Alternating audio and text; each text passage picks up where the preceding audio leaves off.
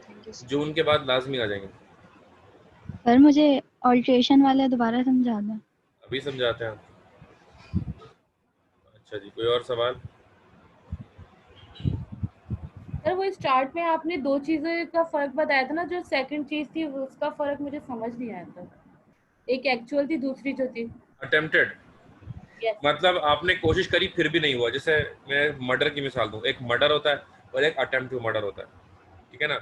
आपकी किसी से दुश्मनी हो गई, आपने उसको मारा और वो मर गया, तो ये एक्चुअल परफॉर्मेंस है। आपने उसको मारने की कोशिश करी और वो नहीं मरा, तो ये अटेम्प्टेड परफॉर्मेंस है। आप समझ में आया? Hello, yes sir. देखा, मतलब मुख्तलिफ जाविये होते हैं, किसी न किसी जाविये से बात आपके समझ में आ जाती है, ठीक है। मुनीब बेटा क्लास दोबारा ज्वाइन करो। पता नहीं मुनीब है क्लास में, नहीं हाँ है तो सही है। मुनीब आपने वॉइस नोट भेजा, मैं सुन नहीं सकता, और मैं क्लास के बाद ही सुनूंगा। सही, ओके सर, ओके।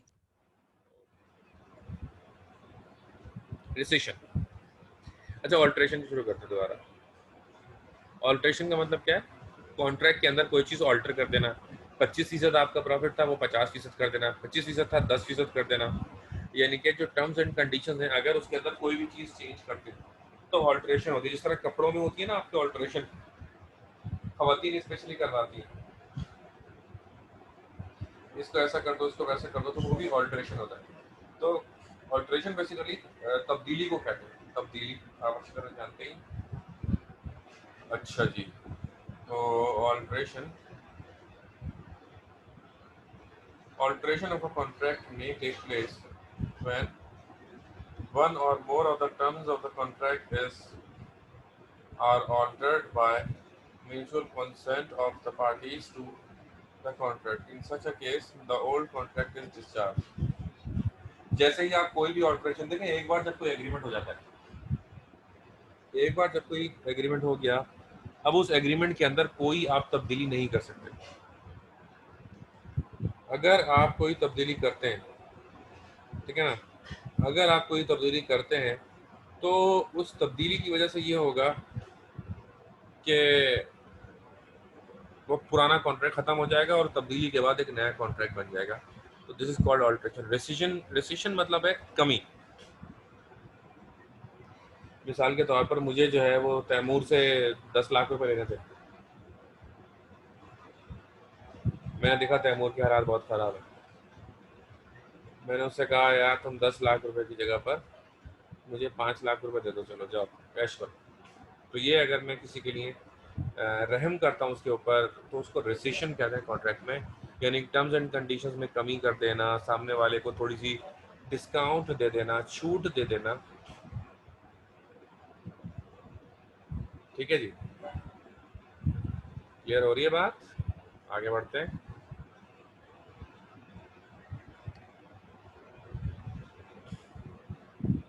बनी हुई चीज को अगेन सही करना ऑल्ट्रेशन कह सकते हैं, बिल्कुल। रेसिशन मतलब होता है कमी कर देना। A promises to pay 30% of price of property after 10 days and remaining 70 after a month when B delivers the possession. A fails to pay 30% at the specified date. B may treat the contract as a discount and sell the property to another buyer. इसमें example में बताया हुआ है कि भाई देखें property के अंदर क्या होता है, जो वादा किया है वो निभाना पड़ेगा, ये होता है प्रॉपर्टी के अंदर। Whatever the decision you have taken, whatever the contract you have made, you will have to fulfill the contract. आपको वो कॉन्ट्रैक्ट हर हाल में क्या करना होता है? फुलफिल करना होता है। कोई भी अगर उसमें आप कमी बेशी करते हैं तो उस कॉन्ट्रैक्ट को वैलिड नहीं समझा जाता। सही है जी। अच्छा, तो इसमें ये बताया गया एग्जाम्पल में कि अगर आपने जो बेसिकली वादा किया है वो आप पूरा नहीं करते तो कॉन्ट्रैक्ट खत्म हो जाएगा। 30% आपने कहा था सर किस चीज को वैलिड नहीं समझा जाता?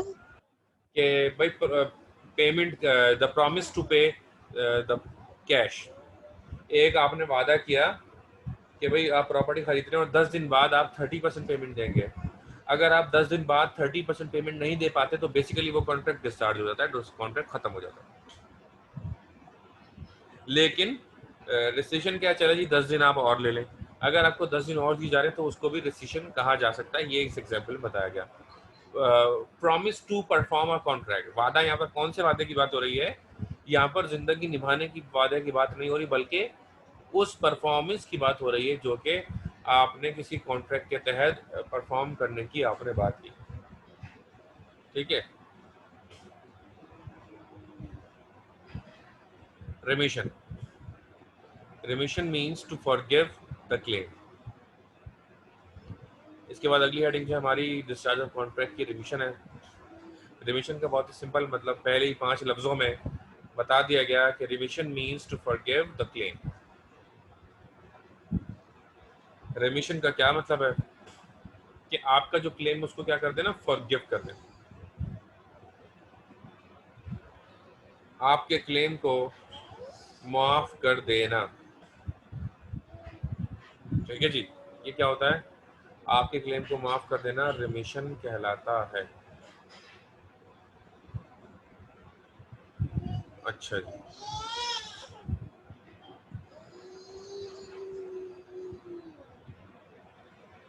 a person who has right to demand the performance of a contract may remit wholly or in part or extend the time of performance or accept any other satisfaction।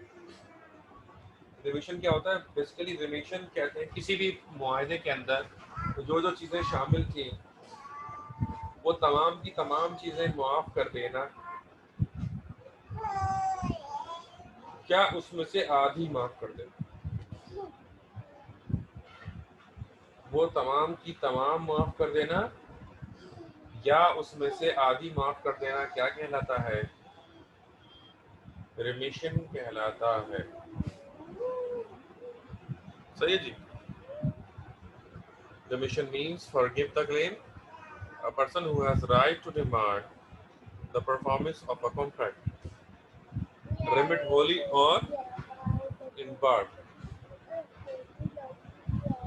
आप पूरा भी remit कर सकते हैं और पार्ट में भी आप रिमिट कर सकते हैं। मिसाल के तौर पर वही इसमें रिमिशन की बात भी काफी एक रिपीटेड बात है वैसे भाई। मिसाल के तौर पर एक बंदे ने पैसे देने थे 10 लाख रुपए, जैसा कि मैंने भी कहा था। अगर मैं उसे 10 के 10 लाख माफ कर रहा हूँ कि जाओ मैं अब तुमसे कोई पैसा नहीं लूंगा, अगर मैं उसको पूरे के पूरे पैसे अगर मैं उसको माफ कर रहा हूँ तो उसे क्या कहा जाएगा? उसे कहा जाएगा रिमिशन बाय प्रॉमिस या प्रॉमिसर। इसी तरह अगर मैं टाइम दे रहा हूँ उसको भी, ये भी एक पॉइंट है रिमिशन की कि अगर आपको 30 दिन में कोई काम करना था और आप अगर 30 दिन में वो काम नहीं कर पा रहे हैं तो मैं आपको अगर 30 की जगह पर 60 दिन दे रहा हूँ तो इसे भी क्या कहेंगे? रिमिशन बाय प्रॉमिसर कहेंगे।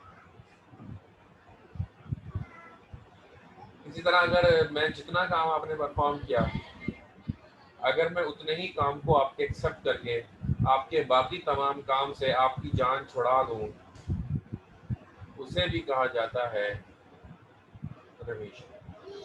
तो रिमिशन में क्या होता है? जब रिमिशन हो गया तो आपकी जिम्मेदारी क्या हो गई? अच्छा मैंने आपको पैसे जो आपको देने थे अगर मैंने आपको माफ कर दिया तो आपकी जिम्मेदारी क्या हो गई? आपकी जिम्मेदारी खत्म हो गई। सही है जी।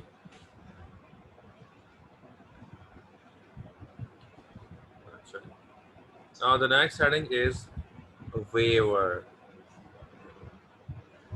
Waiver means intentional abandonment of rights। तो waiver का क्या मतलब है?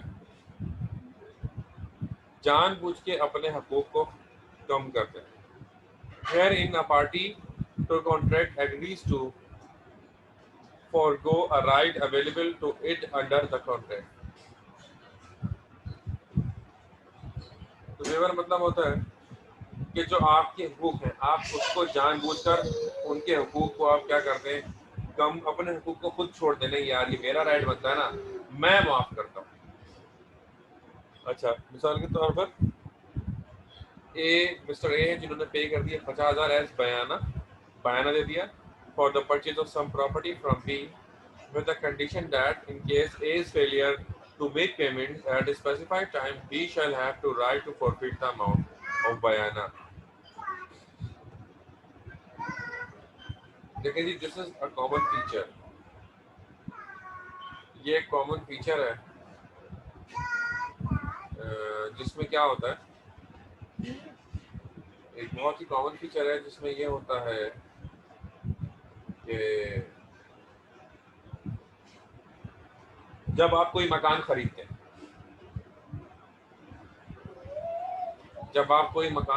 हैं,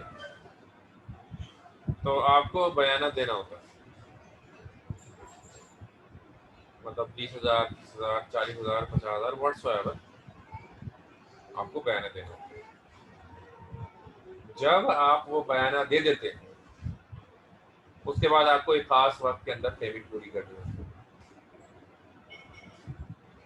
अगर आप उन मखसूस दिनों में अगर आप वो पेमेंट नहीं कर पाते, अगर आप उन मखसूस दिनों में अगर वो पेमेंट नहीं कर पाते, तो वो बयाना का खत्म हो जाता है। भाई मैंने किसी से बयाना ले लिया अपनी गाड़ी बेचने के लिए, 3 दिन बाद उसने कहा फुल पेमेंट करेगा, 3 दिन बाद वो आता है पेमेंट नहीं कर पाता है, तो मैं उसका बयाना क्या करूँगा, खा जाऊँगा। सही है जी, यही बात इसके अंदर बताई गई कि अगर बयाना खा सकता है वो, लेकिन फिर भी नहीं खाता, पेमेंट का टाइम खत्म हो गया, नहीं बंदा दे पा रहा, मैं नहीं यार, मैं अल्लाह ताला को क्या जवाब दूंगा जाकर।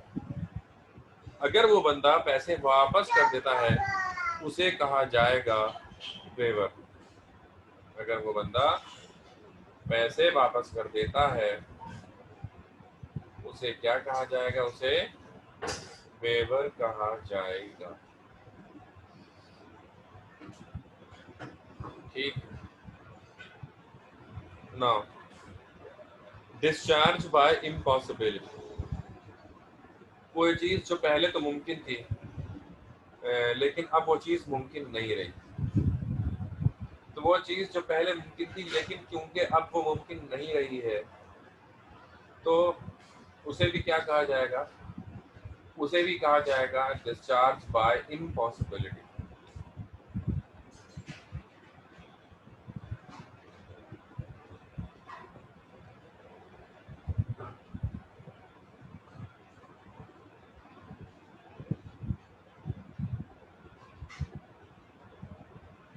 According to Contract Act, impossibility may fall into the following categories. Sir दोबारा बताइएगा, डिस्चार्ज ऑफ रिस्पांसिबिलिटी किसे कहते हैं?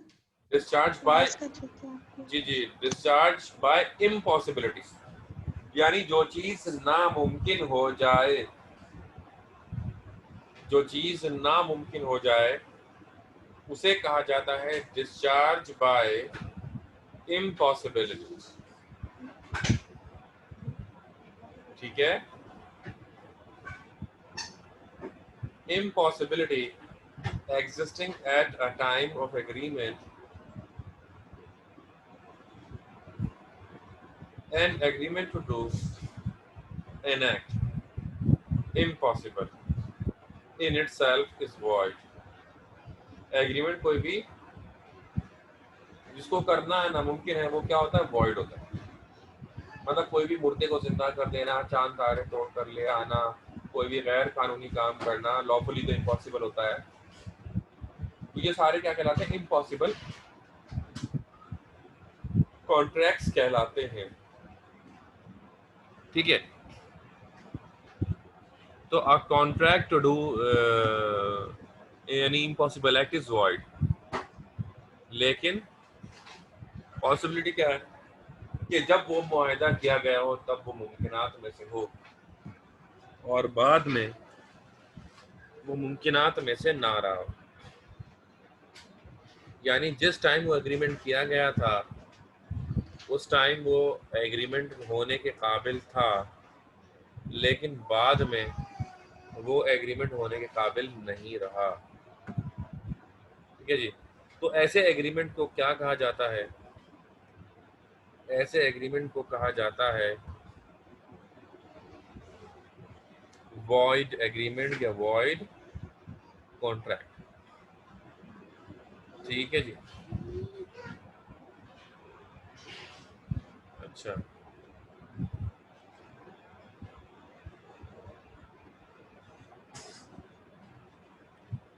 तो कोई सवाल यहाँ तक?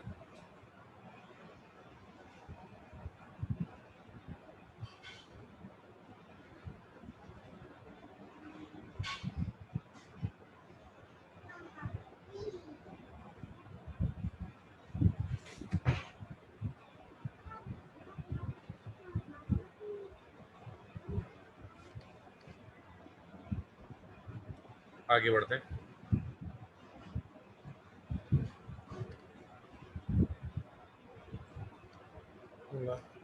तो दुआ करें ये व्हाट्सएप और ये जूम ये सब चीज़ों से जान छूटे हमारी। 3 क्लासेस शायद मेरी और होंगी 3 संडे। उसके बाद इंशाल्लाह हम आपके रेलिवेंट सेंटर्स में आपको लाइव मिलेंगे।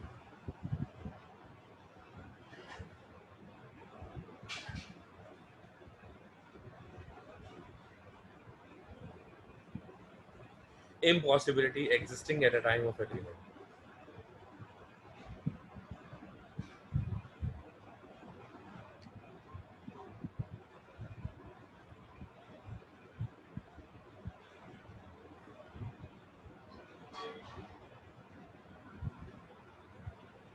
An agreement to do an act impossible in itself is void.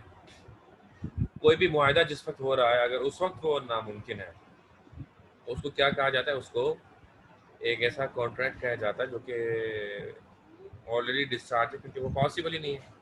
अब कोई भी इम्पॉसिबल एग्रीमेंट की अगर आप बात करते हैं तो that is discharge. Known to parties, इसी कंडीशंस दो हैं इसके अंदर। पहली कंडीशन क्या है? Known to parties. This is known as absolute impossibility. Absolute impossibility क्या होता है?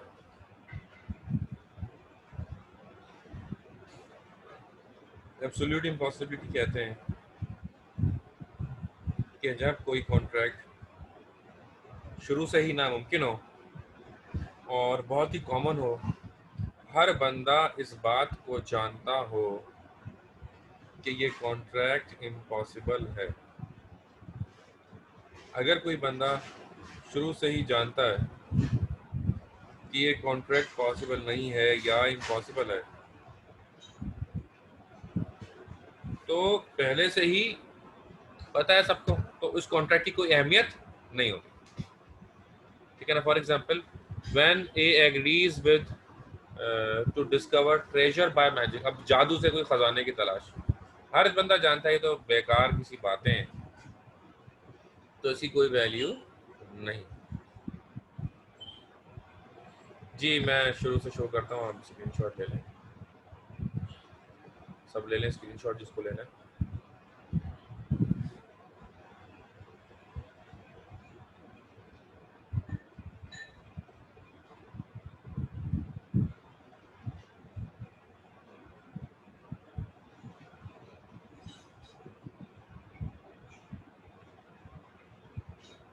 सर एक दो कंडीशन स्किप भी कर सकते हैं या सारी याद करनी है?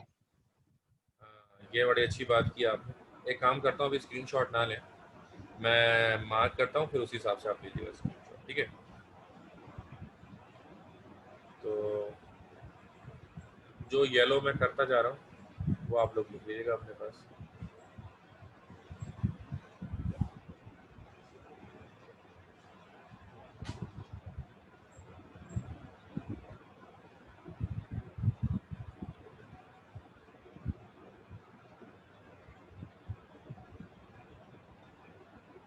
अब स्क्रीनशॉट ले लें।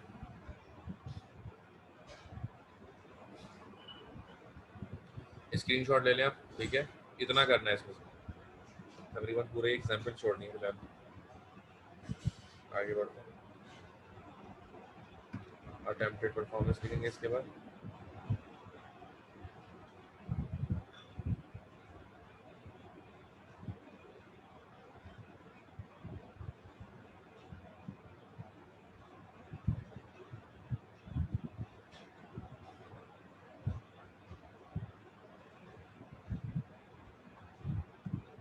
जी, take one more screenshot. Okay, हो गया।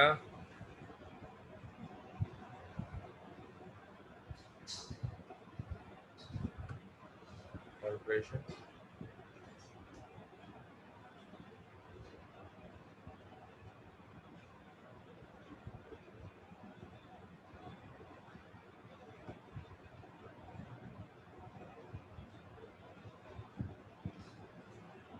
लें जी स्क्रीनशॉट ऑल्ट्रेशन और डिसीजन का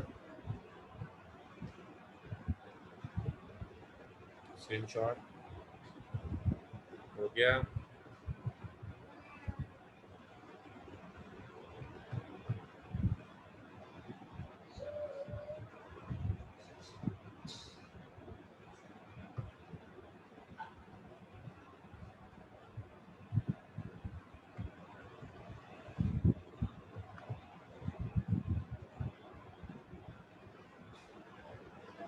लें जी एक और स्क्रीनशॉट।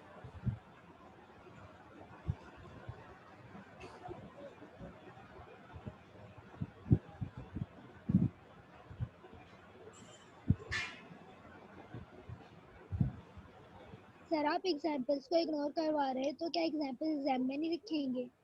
नहीं, इस सवाल में नहीं लिख सकते, उसकी वजह है, उसकी वजह पहले ही इतना बड़ा लंबा चौड़ा सवाल है, इतने नंबर का ये आएगा ही नहीं कि आप इसमें एग्जाम्पल भी एक्सप्लेन करें।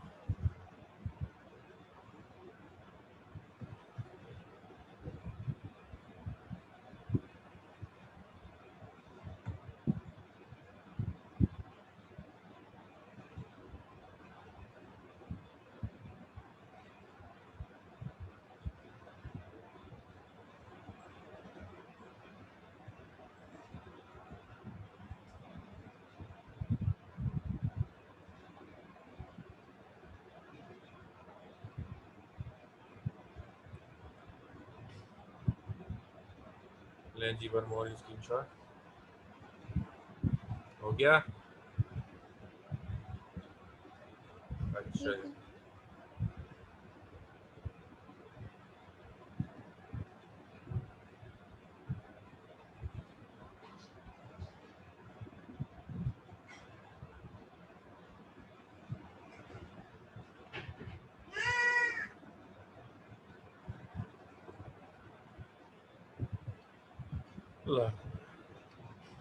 ये रहे जी,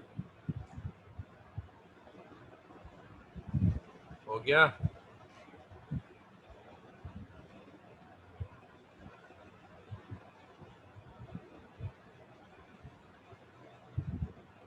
देख रहे हैं कितना लंबा सवाल है।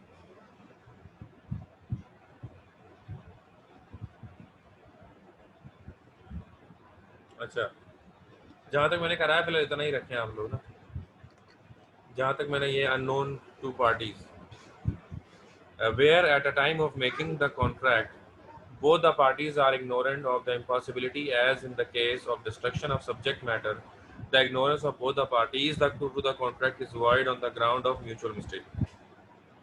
अननोन पार्टीज दोनों, यानी कि दोनों ने इग्नोर कर दिया कि यार ये तो नामुमकिन है, फिर भी अगर दोनों कॉन्ट्रैक्ट कर लेती हैं तो ये कॉन्ट्रैक्ट भी बेकार है, इसकी कोई वैल्यू नहीं, ठीक है ना।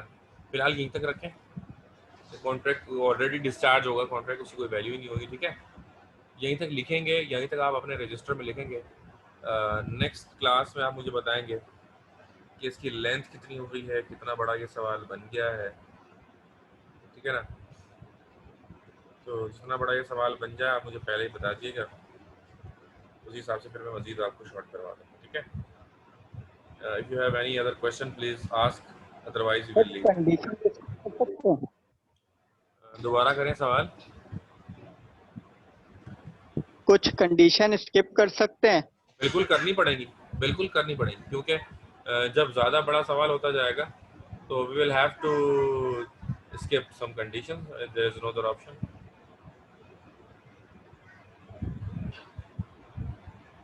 और कोई सवाल किसी का?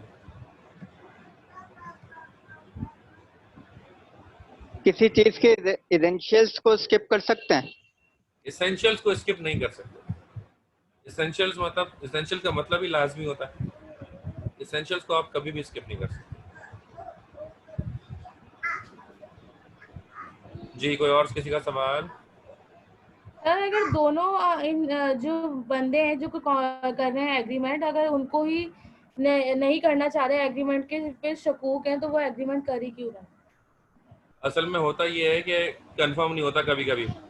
मिसाल के तौर पर मेरे पास एक गाड़ी है और वो मैं गाड़ी बेच रहा हूँ, खुदा ना खास्ता अगर वो गाड़ी चोरी हो चुकी है, मुझे पता नहीं है ना आपको पता है, अब हमने एग्रीमेंट कर लिया, बाद में जाकर देखा तो वो गाड़ी चोरी हो चुकी थी, तो वो एग्रीमेंट जो हुआ गाड़ी खरीदो फरोख्त का, उसकी कोई वैल्यू नहीं है, क्योंकि अब वो गाड़ी बेचना इम्पॉसिबल हो गया, क्योंकि वो गाड़ी तो अब एग्जिस्ट ही नहीं कर रही है मेरे पास। तो इस सिचुएशन के अंदर ये इम्पॉसिबल हो जाता है वो, तो इस तरह की, यानी कि हमें पता ही नहीं था, लैक ऑफ नॉलेज कह लें या अनअवेयरनेस कह लें, ये चीज़ इसमें हो जाएगी। ठीक है, और कोई बात?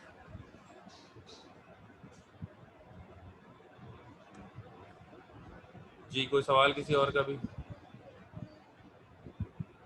बस एंड चल रहा है क्लास का, वो नहीं जस्ट क्वेश्चन अगर कोई है तो हम पूछेंगे, नहीं तो हम बस जा रहे हैं। ठीक है, चलें जी, सी यू, अल्लाह हाफ़िज़, अपना बहुत ख्याल रखिएगा।